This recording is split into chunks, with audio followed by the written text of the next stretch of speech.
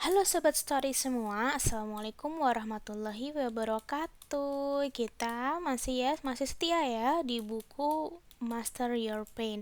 Kita akan ngebahas di termin 3C, kesalahan orang lain pada Anda adalah tanggung jawab Anda juga.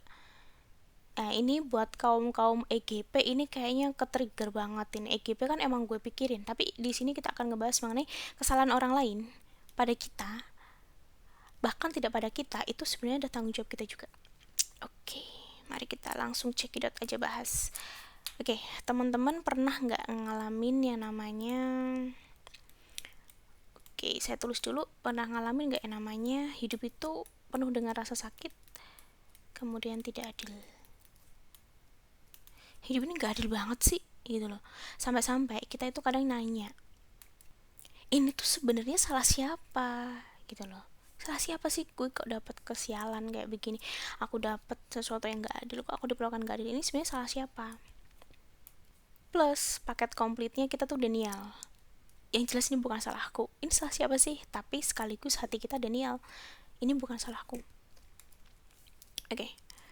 Dan mungkin ada satu momen dimana kita berteriak gitu, batin kita berteriak, mereka tuh yang jahat kok, dan saya tidak pantas untuk mendapatkan itu semua. Mereka tuh juga jahat banget sih, mereka kok bisa kayak gitu, aku nggak nyangka. Nah, ini kalau Kak Mauludi Ayu itu dalam bukunya, oke, saya akan memberikan sebuah fakta kejujuran yang mungkin pahit gitu ya, bahwa kesalahan mereka adalah tanggung jawab kita juga. Loh, kok bisa? Kan gue yang disakitin, kan aku yang disakitin, aku yang difitnah, aku yang ini. Kenapa kesalahan mereka itu juga masuk tanggung jawab saya? Oke, tapi ini fakta, teman-teman. Teman-teman harus menerima dulu nih, bahwa kesalahan orang lain itu juga tanggung jawab kita, gitu. Kenapa ini kita harus benar-benar mendalami ya, bahwa kesalahan orang lain adalah bagian diri kita, adalah ini untuk menemukan konsekuensi kesalahan dan solusinya. Jadi ketika kita nggak mengambil, jadi untuk ini loh, jadi kalau misalnya itu kan salah dia bukan salah aku, ya udah kan habis itu selesai sampai situ kan. Tapi kemudian ketika kita berpikir, oke, kenapa mereka bisa kayak gitu, apa yang dalam diri saya yang memicu mereka begitu. Akhirnya yang didapat apa ya teman-teman, berusaha menjadikan itu bagian dari teman-teman, kemudian menemukan konsekuensi kesalahan dan solusinya. Jadi kita poinnya di sini adalah poin tanggung jawab. Termasuk ketika kita disakiti, ini kan di buku Master Your Pain gitu ya, bukan kita fokus pada pembuat kesalahan, bukan fokus di sini teman-teman ya. Jadi bukan di sini, bukan ini saya coret, tapi sebenarnya tanggung jawab itu fokus pada diri sendiri. Oke, saya barusan scrolling di YouTube ya. Ini nggak tahu rekomendasi YouTube itu mengarahkan saya pada berita ini. Jadi ada anak usia 14 tahun itu demi konten, itu kontennya menghentikan truk yang sedang berjalan. Ya, saya sendiri yang punya saudara sebagai supir truk itu berkata, untuk menghentikan truk itu nggak butuh jarak 1-2 meter, tapi bisa 5-10 meter untuk bisa benar-benar berhenti. Maka ketika anak-anak itu sengaja menghentikan truk dengan posisi 1-2 meter, ya pasti akan mati gitu loh. Jadi anak itu mati dengan kaki hancur. Nah, kemudian anak-anak lain yang merekam itu demi konten lari. Nah, ketika kita berpikir tanggung jawab itu bukan ini, kita kalau berpikir anak itu gitu ya, anak itu bukan urusan kita juga nggak kenal, kita nggak tahu itu anak mana gitu ya, salah dia sendiri dong, saya mati kasihan supirnya gitu, tapi supirnya saya juga nggak kenal, jadi ya udahlah gitu. Nah, ketika satu titik gitu kita ngambil tanggung jawab itu kenapa, itu fenomena apa, fenomena dimana FYP itu nomor satu gitu ya, for your pack ya kalau di TikTok, pokoknya view itu yang utama, nanti dapat endorsement gitu loh. Tapi ini sebenarnya untuk diri kita sendiri gitu. Misalnya kalau ada yang maksiat gitu, ada yang maksiat itu kan bukan maksiat gue kali gitu, bukan di situ poinnya. Tapi ketika kemudian kita peduli, oh kenapa dia bisa bermaksiat, itu jangan-jangan ada tanggung jawab kita nih, kenapa mereka bisa bermaksiat begitu. Kayak tadi kata anak-anak yang melakukan apapun demi konten, jangan-jangan kita sebagai orang dewasa gitu ya, kita sebagai orang yang memiliki privilege tidak sampai nyawa untuk membuat konten, kita turut mempersubur gitu ya kondisi dimana apapun harus dilakukan demi konten gitu. Tujuannya buat apa sih? Sebenarnya buat diri sendiri. Buat diri sendiri kita itu, bukan buat orang lain. Ketika itu ternyata kemaksiatan itu sampai menjangkau diri kita, maka disitulah gitu loh titik dimana kita akan tersakiti karena maksiat itu. Dan ingat teman-teman, karena maksiat itu kita bisa jadi merasa tersakiti, ada rasa sakit ini. Nah, teman-teman perlu ingat bahwa namanya rasa sakit itu tidak bisa diolah ya, kecuali sudah kita jadikan bagian dari diri kita. Kita ngambil tanggung jawab itu. Ya, karena apa? Saya tulis di sini, you are the one. And you are the one.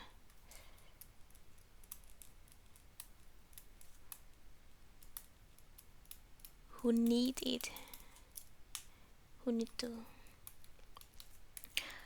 Jadi kenapa aku harus hentikan maksiat orang lain? Kenapa aku harus ambil tanggung jawab dari maksiat orang lain?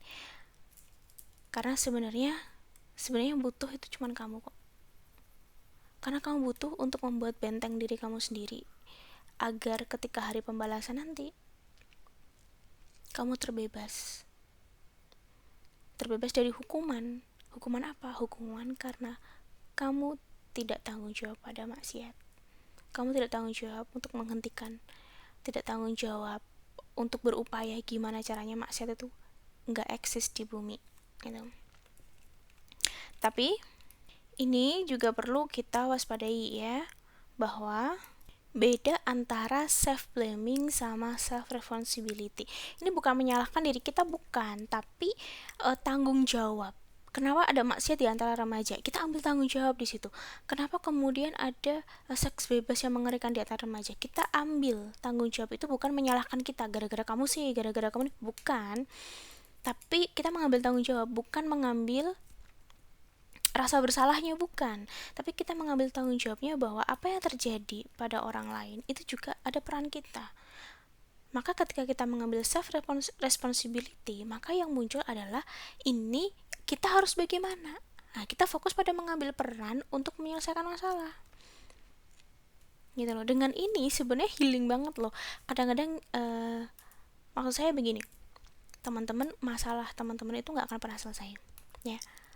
Sampai teman-teman meninggal itu masalah teman-teman gak akan selesai. Maka kadang-kadang healingnya adalah kita menyelesaikan masalah itu gak cuma untuk level diri sendiri, tapi juga level masyarakat. Ini sebenarnya esensi kalau dalam Islam ini keren banget, ini esensi dakwah sebenarnya. Dakwah itu ngapain sih? Kayak orang nganggur aja, kayak gak punya masalah aja, bukan. Tapi esensinya di sini. Sebenarnya siapa yang butuh dakwah? Siapa yang butuh lingkungan itu menjadi baik? Siapa yang butuh kehidupan yang enak gitu? Siapa yang butuh kehidupan dalam tataran kehidupan yang terbaik? Ya diri kita sendiri gitu loh. Maka ini nasihat dalam hadis riwayat Muslim nomor 2664 gitu ya. Maka janganlah kamu mengatakan seandainya aku berbuat demikian, pastilah aku tidak akan begini dan begitu. Jadi kalau untuk orang-orang yang mengambil seandainya aku berbuat demikian, itu sebenarnya dia di area self blaming. Nah ini juga dilarang dalam Islam gitu loh. Jadi kita nggak fokus pada seandainya ini, seandainya itu gitu, enggak. Kemudian dilanjutkan hadisnya, tapi katakanlah ini telah ditakdirkan oleh Allah dan Allah berbuat sesuai dengan apa yang dikehendaki gitu loh. Jadi maksudnya self responsibility tuh di bagian yang kedua ini ya. Jadi bukan self blaming, tapi self responsibility itu menerima dulu, oh namanya kejadian A, kejadian B itu emang Allah takdirin. Tapi kemudian mengambil tanggung jawab itu adalah menerima itu takdir dari Allah dan kemudian mencari solusinya. Karena sesungguhnya perkataan seandainya itu membuka pintu perbuatan syaitan. Ini kalau kembali lagi teman-teman, self blaming itu dilarang. Yang kita ambil adalah self responsibility. Akhirnya kita fokus pada solusi itu loh. Dakwah itu sebenarnya adalah bentuk dari self responsibility teman-teman. Nah ini adalah dalam buku ini itu dikasih tips bahwa master your pain, gimana cara kita bisa mengelola sakit adalah menjadikan itu bagian dari diri kita, yaitu kita mengambil self responsibility Nah, di situ apa sih esensi gampangnya responsibility adalah dakwah. Maka kita bisa mengindra gitu ya orang-orang yang dakwah gitu ya, orang-orang yang menyebarkan agamanya Allah itu kan juga ribet sama urusannya sendiri, tapi kayaknya lancar aja gitu loh, kok sempat-sempatnya sih ngurusin orang lain gitu. Keberkahan itu muncul dari dia menjadi pengemban dakwah. Nah, ini satu nasihat terakhir. Oke deh, aku akan ngambil tanggung jawab sosial di mana kesalahan orang lain itu juga ada andil bagian dari diri saya, dan saya juga punya andil untuk memperbaiki alias dakwah di situ. Tapi kalau nggak berhasil gimana? Nah, ini nasihat dari Ustadz Zaki Arifai gitu ya. Tenang, Allah tidak minta kita untuk sukses. Tugas kita itu berjuang. Oke teman-teman, ini kita sampai di sini dulu untuk yang bab termin 3C, kesalahan orang lain pada Anda itu juga tanggung jawab Anda loh ya. Oke, tutup dulu, sampai di sini dulu. Tetap teman-teman saksikan, masih ada beberapa bab terakhir yang nggak kalah seru.